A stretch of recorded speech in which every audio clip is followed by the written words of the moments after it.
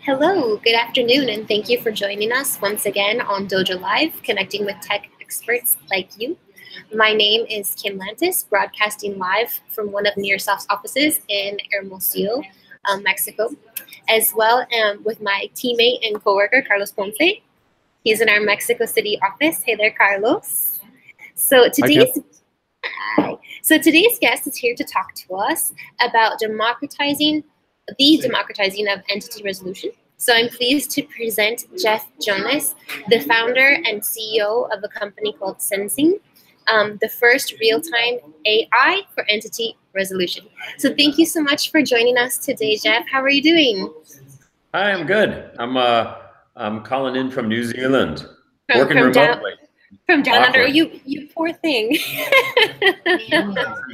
What time is it there for you right now?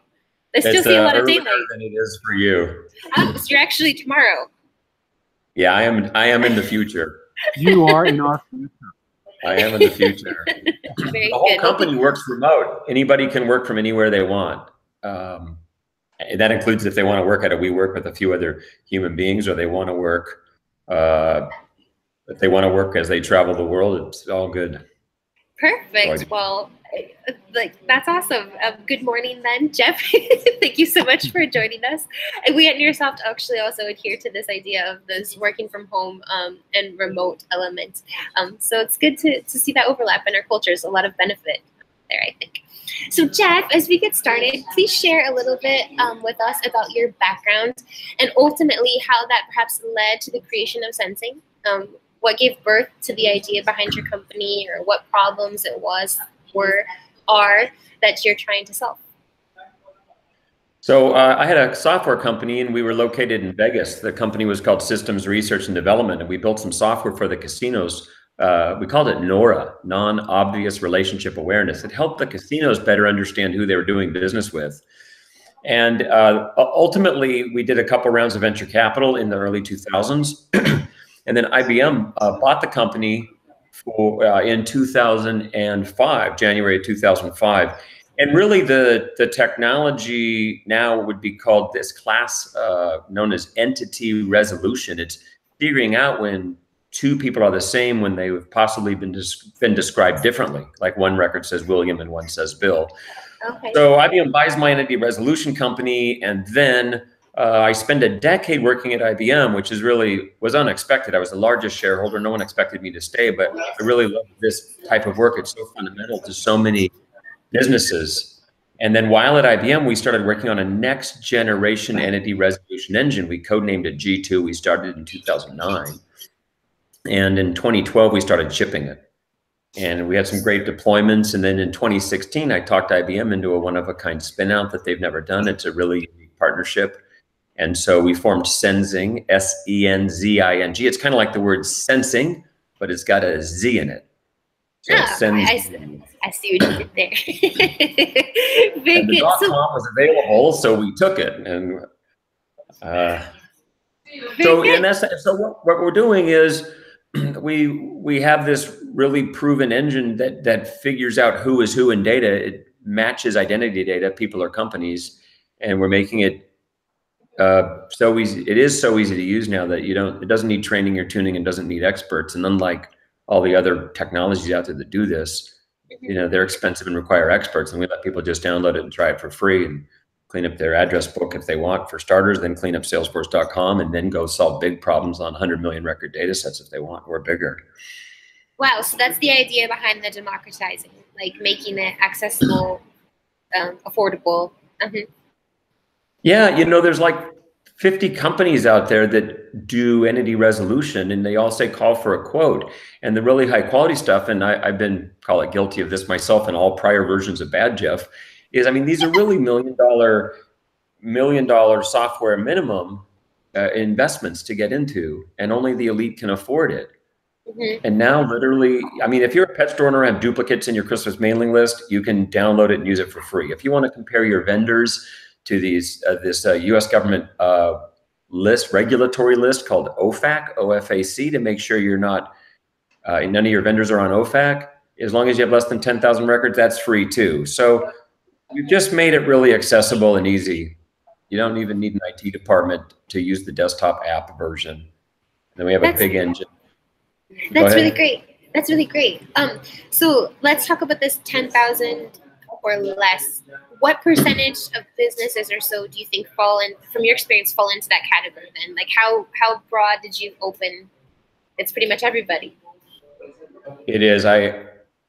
We're really, you know, a lot of these other companies out there where they're trying to sell a few pieces of software expensively to a few big companies. And while we'll take that business as well, and we're perfect for that, we just wanted to get into the long tail.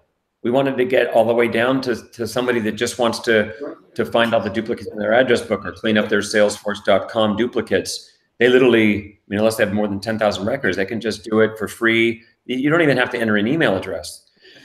And you know, it's what's different is you download the software, no data flows to us, like it all runs local. So we're not even we don't even have a play to like get your data. We don't get any data.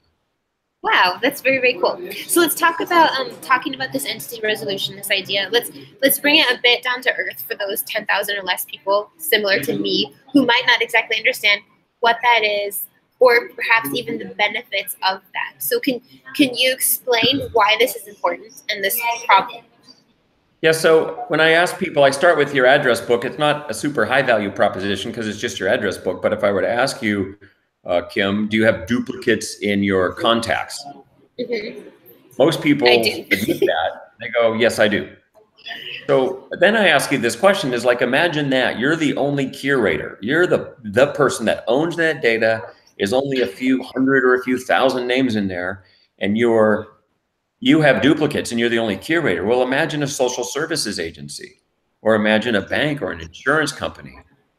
I mean, these organizations have hundreds or maybe thousands of people that have been entering data, and imagine how many duplicates they have. And it really, it shows up it shows up all over the place. I go check into one of these very popular hotel chains, and they ask me which of me I am in their loyalty club. They go, we have 3 of you in Las Vegas. And they tell me a little bit about all 3. And I go, I'm all 3 of them. They're like, which one do you want to be today? That's a duplicate problem. We've applied this entity resolution over the years to just all kinds of domains, from hunting for bad guys, helping financial institutions ferret out, you know, fraudsters trying to rip off their customers. It gets used to look for insider threat if you have employees that have gone corrupt and are, you know, in collusion with your workforce or the vendors. And it gets used in marketing. I mean, I don't know, many people have seen this. You get marketed by, let's say, a bank, and you're thinking to yourself, why are they marketing to me? It says, come be a customer, and you're thinking, I am already a customer. Like that's ridiculous. That's very, very cool. I totally get your point. It's like, let's make life easier. So let's talk a bit about Senzing. It's my understanding that it uses AI, artificial intelligence. So actually, get this. It doesn't use AI. Then you're like, but why do you? No, it's better. It's better than that. We invented an AI. So it's your own thing. We built AI to do this. We didn't use AI to do this. We built an AI to do this. It took us one step closer to the machine revolution. No. So let's talk about that. You built it. What limitations then did you surpass with your own technology? Well, in the past, in this whole field, the work that we've done and all these other companies that do entity resolution, you have to train the software on the data. You have to tune it, and then you have to reload it and try it again. And then it takes an expert to do that. Train, tune, reload, train, tune, reload. Okay. And it's expensive. You have to hire experts. There's only so many people that are experts and, you know, in this dark art of entity resolution. So only the wealthy, the elite, the largest organizations in the world can get it. And so now, you know, the biggest thing to overcome was a system that is self-learning, self-tuning, and doesn't have to be reloaded. It literally, you can just run it. You can run it on people data or company data from the US, India, China, Singapore. You can run them all at the same time. All those different countries, people and company data, and It just works straight away. Doesn't need any time to actually, it gets smarter over time, but out of the box, people just run it and just are generally blown away. They're just like, that's incredible. So we've taken something that was millions of dollars invested in it, and now just let people download it and run small record sets for free. So we made it self-service. That was the hard part, making it self-tuning and self-correcting. Which says a lot, I guess, for your company's culture. You already talked about a bit on this idea of you can work from anywhere, you know, and now you're talking about this idea of making things accessible to the masses. And you even mentioned yourself the old Jeff, the bad Jeff, or something of those sorts. Bad Jeff. So, so what was the shift? Let's talk about that in your experience. And also, I think it's really great, the technology that you've talked about, I think, of catching the bad guys, right? The fraudulent people or whatever that might be. So what about what else is there? Can you share with us about your company culture and how you got there? Well, one of the unique things about the IBM spin-out is we got access to the code that we've been working on for many years. But I also got the privilege to bring most of my team with me. So the average core engineer on my team has been working with me for 12 years. And which is really the level of technical efficiency we have is just, it's incredible. We have 1 half-an-hour meeting a week for engineering, and we usually finish in 15 minutes. I mean, it's just, it's incredible. We just have an incredible team. So there's a, you know, the way we run the company, it's really flat. Anybody can talk to anybody. Anybody can bypass anybody.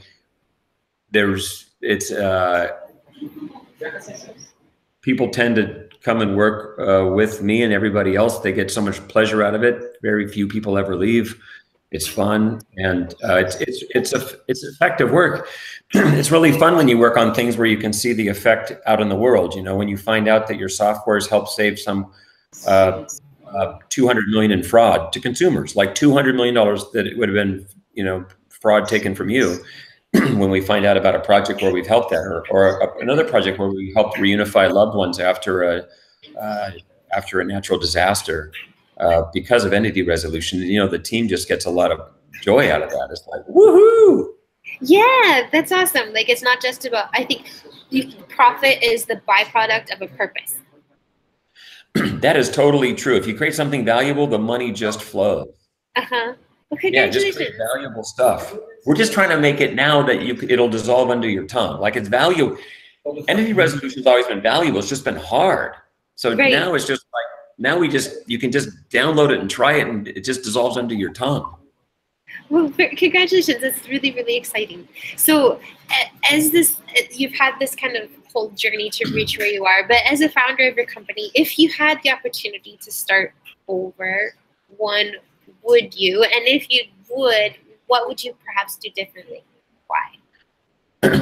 I wouldn't start over. Well, I'll tell you one more story. The SRD company that I had, which was, I had started in the early 80s, and then we sold IBM in 2005. But in 2003, I had this revelation one day that I wasn't a real CEO. Like, I now and then think I'm a triathlete, and then the 17-year-old passes me, you know, and then I think, okay, I'm not a triathlete.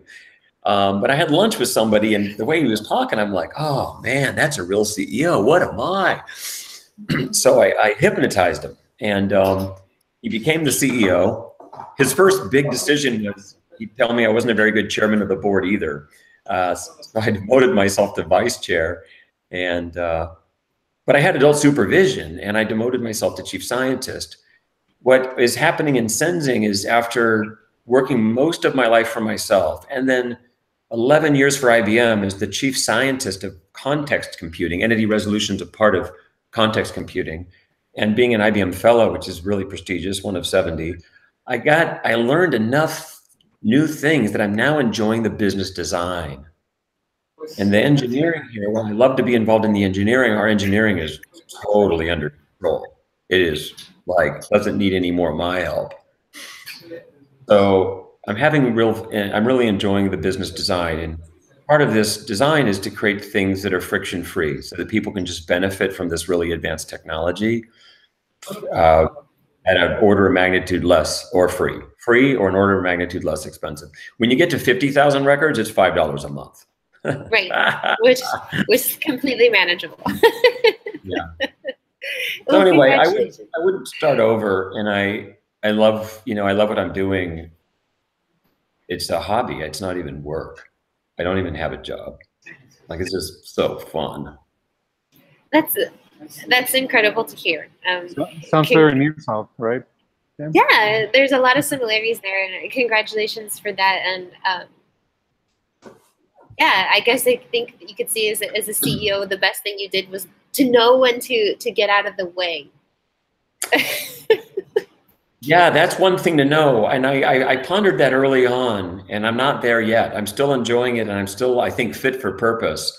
But that's something that founders forget to do, especially technical founders, is they don't know when to step aside.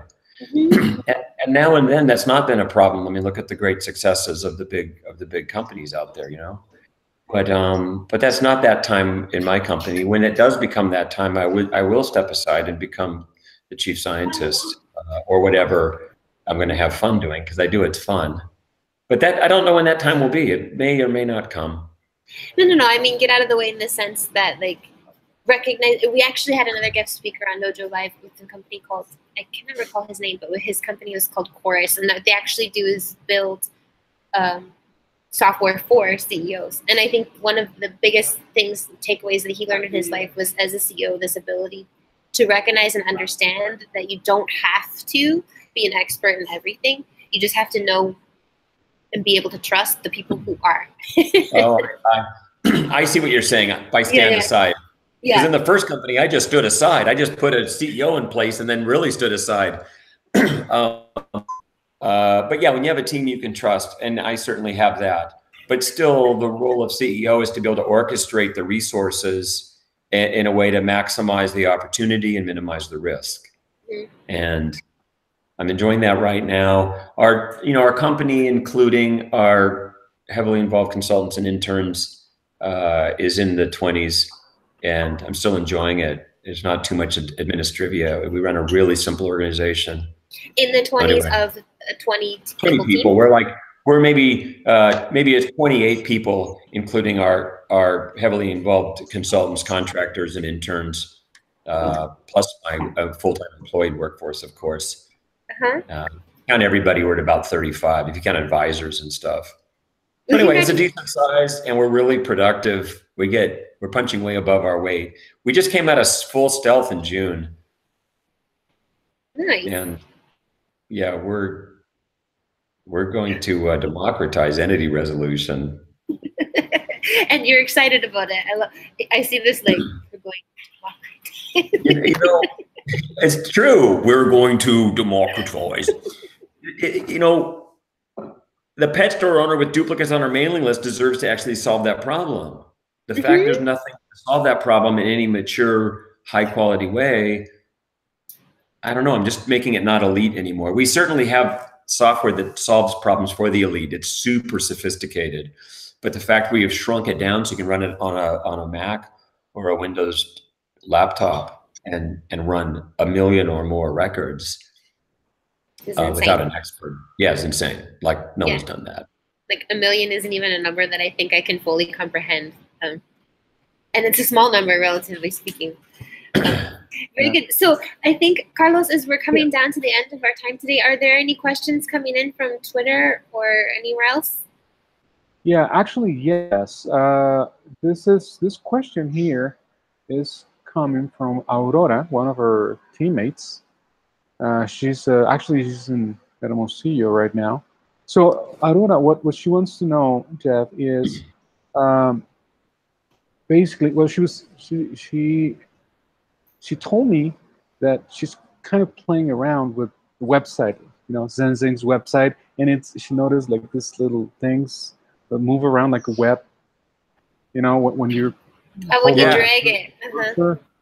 Yeah, exactly. So, well, that kind of might not be entirely related to entity resolution from my standpoint, but still, I think it's an interesting question.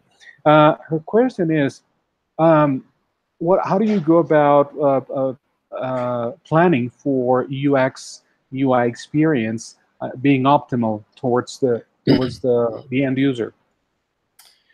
You know, I must admit, if I were to change anything, I hired 3 different web companies before I even came out of stealth. And 90 days before I came out of stealth, I started over again. You know, you really don't want to turn on your thrusters until you've got your alignment set up. Otherwise, you're wasting resources. So I got a really great web UX person in the 3rd attempt. And they've created just really high quality stuff. And then after that, you do A/B testing, you get feedback, and you look at the effectiveness and the yields that you get. Now, we want people to show up at the website and find it irresistible to download. Just click the button and download. You don't even have to do an email address. Like, that's crazy.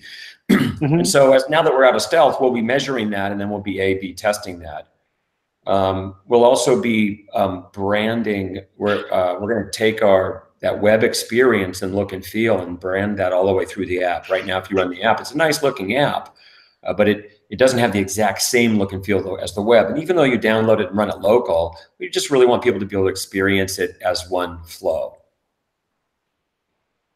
I think that's, I do notice that when I did a bit of my research before coming on today's talk, I was like, oh, what a cool little feature. And I was like, even think I spent like 2 or 3 seconds just playing with it before I started to search other things. And it was really fun.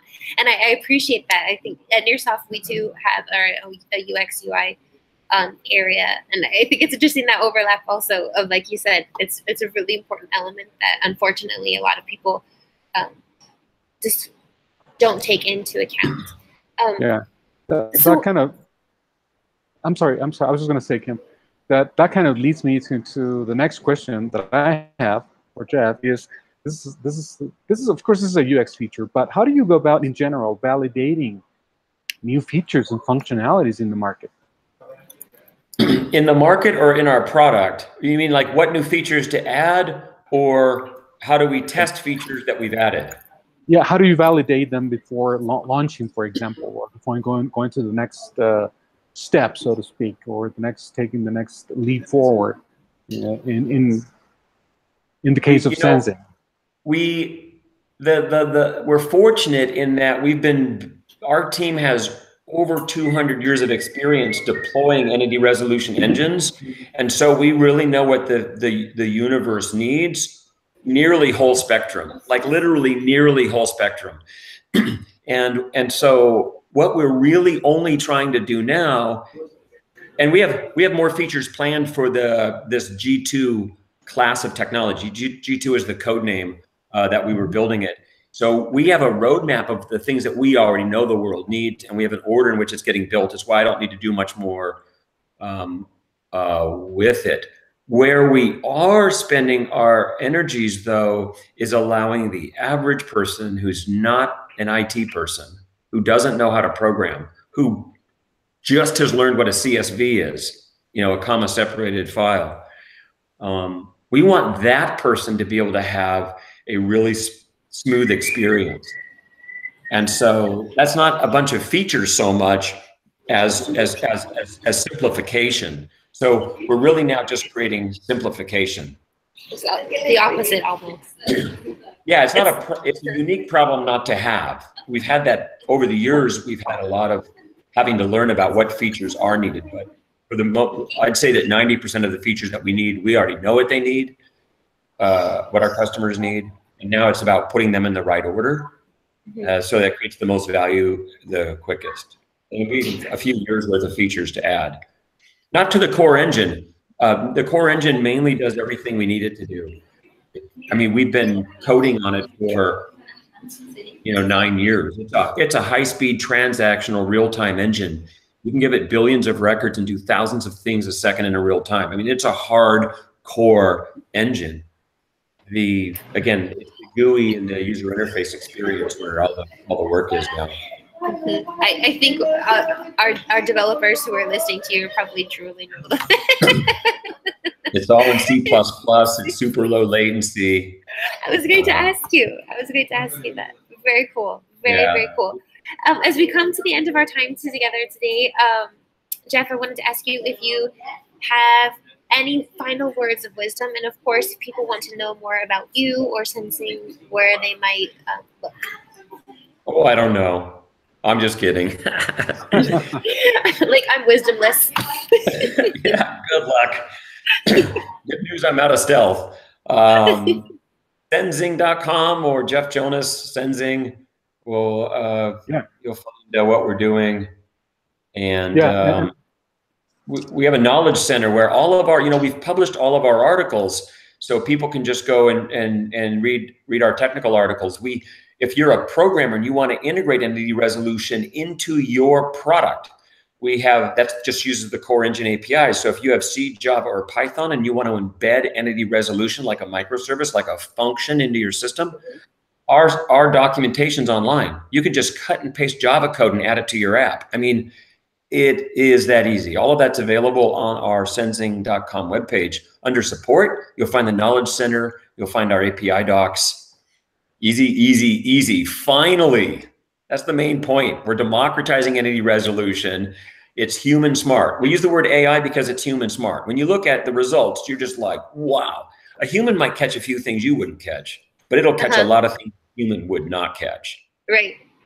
Very cool. But somewhat frightening, but very cool. Frightening. Gonna help you. Of course. No, it's just one of those things where it's like, really? I think we're me personally getting to the point where like it's spectacular. It's exciting, but also a bit like the machine can do that. It's spectacular. I'm very excited and very happy for you, Jeff, to see the passion and purpose that you have brought into your life and the life of those who work with you, and congratulations for that, and thank you for making things democratic. Yeah, and also, folks, don't forget that if you're watching this interview at a later time, of course, all the information, contact info for Senzing is going to be right there on the landing page, and so you can just go out and reach out to Jeff or to his company. So that's all I have for now, Kim. As ever, it's been a pleasure and an honor to have you both here, and that's pretty much it for me, Kim. You want to do the wrap up, please? I think you just did. It was a pleasure. It was very fun. Thank you for your time today, Jeff, and for everyone else. We'll see you next time. Okay. And, Kim. By the way, before we real quick, we usually do this. A quick announcement for tomorrow. No, wait a minute. That's going to be for next week, by the way. We are going to have, let's see who we have next week. We're going to have Mr. Sanay Tripathi. He's the CTO from EV and Vice President of the Product Engineering for Mobile X. That should be interesting. We don't have the, do we have the topic for next week, Kim? We have no, we don't yet. So I won't be speaking. No, we don't have it, but it's Mobile X. And also pluribus networks. So that should be interesting because this gentleman used to be part of Sun Microsystems.